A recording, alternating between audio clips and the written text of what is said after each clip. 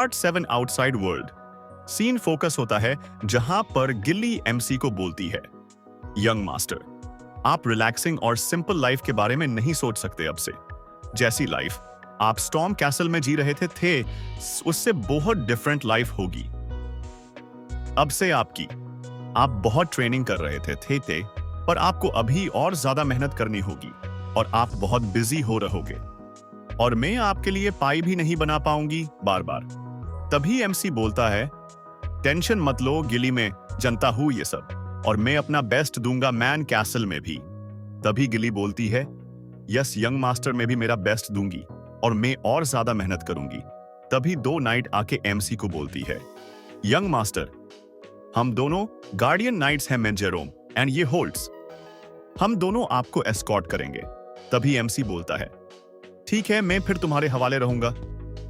अभी चलो, आज डेट है अक्टूबर 31, 1689 और हमें दिखता है एमसी कैसल छोड़ के जा रहा है। तभी एमसी सोचता है, फाइनली मैं यहां से जा रहा हूं। अब सीन शिफ्ट होता है जहां पर गिली बोलती है, बाहर बहुत स्नो हो रही है, मुझे लगता है यंग मास्टर ये ज्यादा होने से पहले हम किसी विलेज में रुक जाते हैं। अगर बहुत ज्यादा स्नो हो गई तो टेलीपोर्टेशन गेट बंद हो जाएंगे। तभी एमसी बोलता है, ठीक है। पर तभी कुछ होता है जिससे गिली डर जाती है और शॉक हो जाती है और एमसी भी यहां वह देखने लगता है। तभी एक नाइट बोलता है, हम पर अटैक हुआ है, आप दोनों प्लीज कैरेज के अंदर ही रहो। गिली बोलती है, यंग मास्टर कुछ नहीं होगा, आप यहां पर सेफ हो तो आप टेंशन मत लो। जेरोम और होल्ड्स 7 स्टार गार्डियन नाइट्स है और यहां पर मैं भी हूं। बाहर 20 दुश्मन है, कुछ वॉरियर और कुछ मेजेस और शायद एक आर्चर भी है, पर कोई हाई रैंकिंग नहीं है। पर तभी एमसी को कुछ समझता है और वो बोलता है, गिली हमें इस कैरेज से अभी बाहर जाना होगा। क्यों यंग मास्टर?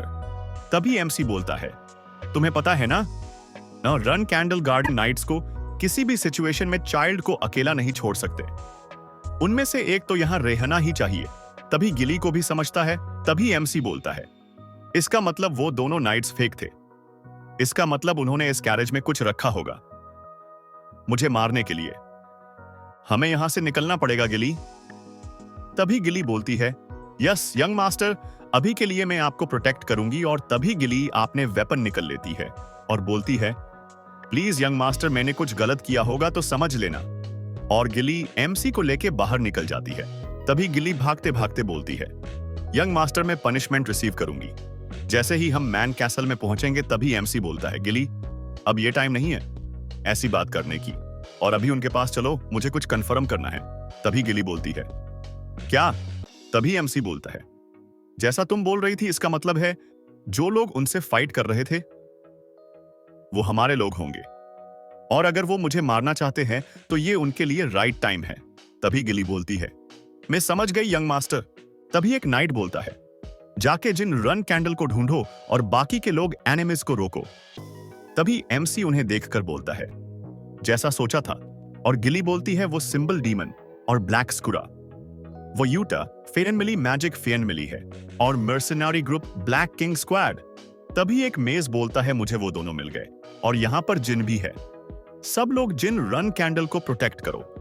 तभी एक रेड हेयर नाइट एमसी और गिली के पास आके बोलता है, मैं मोरेका ब्लैक किंग स्क्वाड का कैप्टन, हम यहां पर आपको प्रोटेक्ट करने आए हैं। तभी वो उन दोनों दुश्मन को देखकर बोलता है, तुम दोनों कैसे हिम्मत भी कर सकते हो ऐसा कुछ करने की। तभी उन्हें देखकर एमसी सोचता है, वो दोनों फेक थे, अगर वो 7 स्टार नाइट होते तो उन्हें कोई प्रॉब्लम नहीं होती बाकी नाइट से लड़ने में। तभी गिली चिल्लाती है, तुम दोनों कौन हो? तुम्हारा एम क्या है और किसने करने लगाया है ये तुम्हें?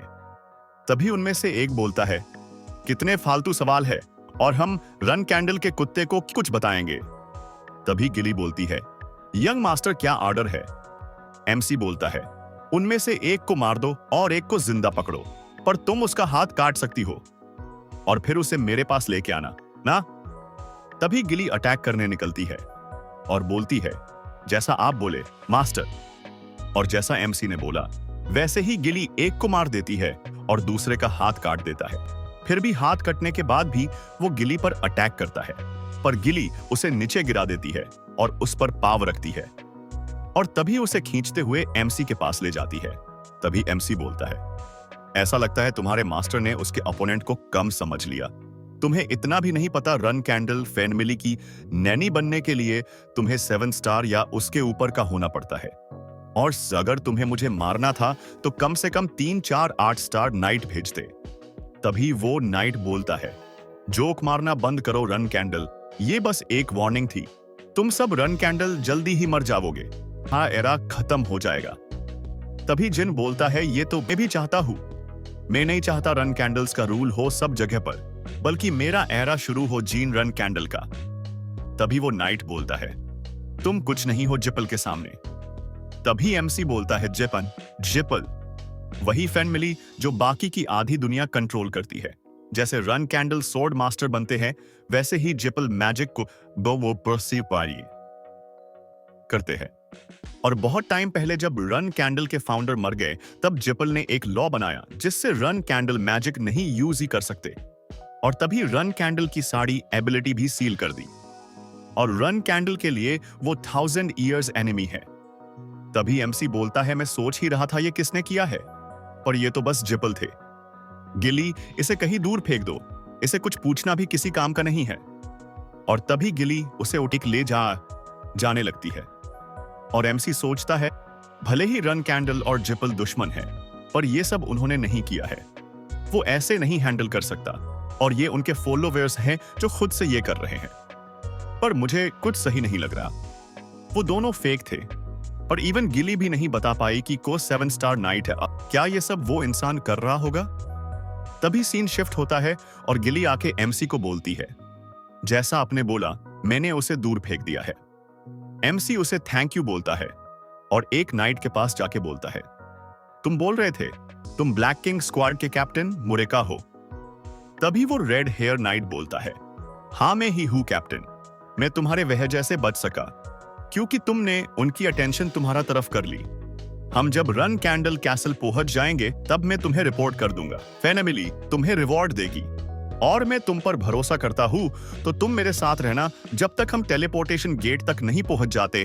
तभी वो नाइट बोलता है, मैं मेरा बेस्ट करूंगा मास्टर। और वो सोचता है, ये भले ही रन कैंडल है और अभी बहुत छोटा है और अभी अभी कैसल छोड़ा है, पर वो अभी से कॉन्फिडेंट और डिग्निफाइड है। और अभी जो उसने बोला कि वो उसका राज चाहता है ना कि रन कैंडल्स का, वो बस ऐसे नहीं बोला होगा। तभी वो अपने स्क्वाड से बोलता है, तुम सब ध्यान से सुनो, अच्छे से रहो। जब तक हम टेलीपोर्टेशन गेट तक नहीं पहुंच जाते और कुछ भी उल्टा फूलता मत बोलना। तभी वो बोलते हैं, ये आप क्या बोल रहे हो बॉस, ऐसे फालतू ऑर्डर क्यों दे रहे हो? तभी वो बोलता है, मैंने जैसा बोला वैसा करो। तभी गिली बोलती है, कैप्टन मुरेका अब हम आगे जा सकते हैं। तभी वो बोलता है, हाँ हम आगे जा सकते हैं मिस। और अब सीन फोकस करता है जहां पर एमसी और उसके साथ बाकी गार्ड पीछे पीछे चल रहे हैं। तभी गार्ड कैप्टन बोलता है, क्या हमने राइट किया उन फेक को अकेला छोड़ के? तभी एमसी बोलता है, ये ठीक है, और वैसे भी वो जिंदा मिले या मरे हुए, ये उनके कामरेड्स के लिए अच्छा एग्जाम्पल होगा। और हाँ गिली, तुमने आज बहुत अच्छा किया। गिली भी एमसी को थैंक यू बोलती है। और हाँ यंग मास्टर, हम 2 घंटे में पास के विलेज तक पहुंच जाएंगे। एमसी बोलता है, ठीक है, हमें वहीं पर वैसे भी वेट करने पड़ेगा जब तक टेलीपोर्टेशन चालू नहीं होता। पर तभी गिली एमसी की तरफ देखती है और एमसी बोलता है, जो हुआ उसके बारे में ज्यादा मत सोचो, इसमें तुम्हारी कोई गलती नहीं थी। खान भी उन्हें पकड़ नहीं पाया, वो तो 9 स्टार नाइट, तो तुम बस 7 स्टार नाइट हो। तुम्हारे लिए ये बहुत हार्ड है, और मैंने जो बताया तुम्हें कि वो फेक है और तुम मुझसे पहले ये सब समझ नहीं सकी है, वो भी कोई प्रॉब्लम नहीं है। तभी गिली बोलती है, मुझे माफ करना यंग मास्टर, सॉरी। तभी एमसी उसे देखकर सोचता है, गिल्ली अभी भी सेम है जैसी वो पहले थी। रन कैंडल की नैनी होने के वजह से उसका फेट चाइल्ड के साथ जुड़ा हुआ था, और पिछले वाले लाइफ में भी गिल्ली मेरी नैनी थी। पर मेरे पास कोई टैलेंट नहीं था उस लाइफ में, और उसके वजह से उससे भी बहुत कुछ सहना पड़ा था। पर उस सब के लिए गिली ने कभी कुछ भी नहीं बोला मुझे। और जिस दिन मुझे घर से निकाला था, उसी दिन गिली को भी मेरे साथ निकाला था। पर उस दिन भी वो मुझसे माफी ही मांग रही थी अपना हेड डाउन करके। और इसलिए मुझे गिली से हार्श बिहेव नहीं करना है। पर इस टाइम अलग है। मेरे साथ गिली को भी ताकतवर होने की जरूरत है।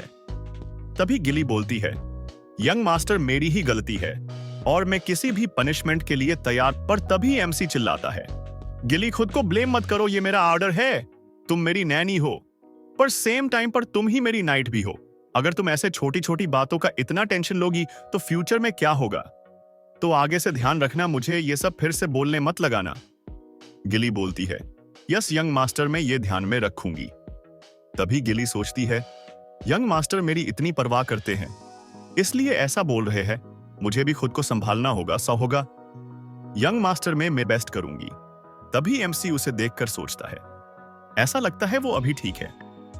तभी वो एक होटल में पहुंच जाते हैं और एमसी सोचता है, वो फेक नाइट्स, इसका मतलब ये जरूर उसी का काम होगा।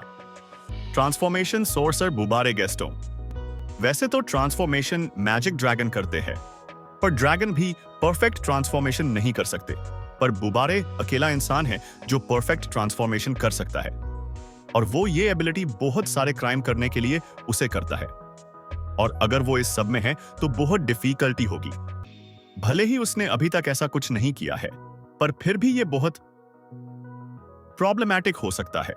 तभी नाइट कैप्टन एमसी और गिली को रूम दिखाता है।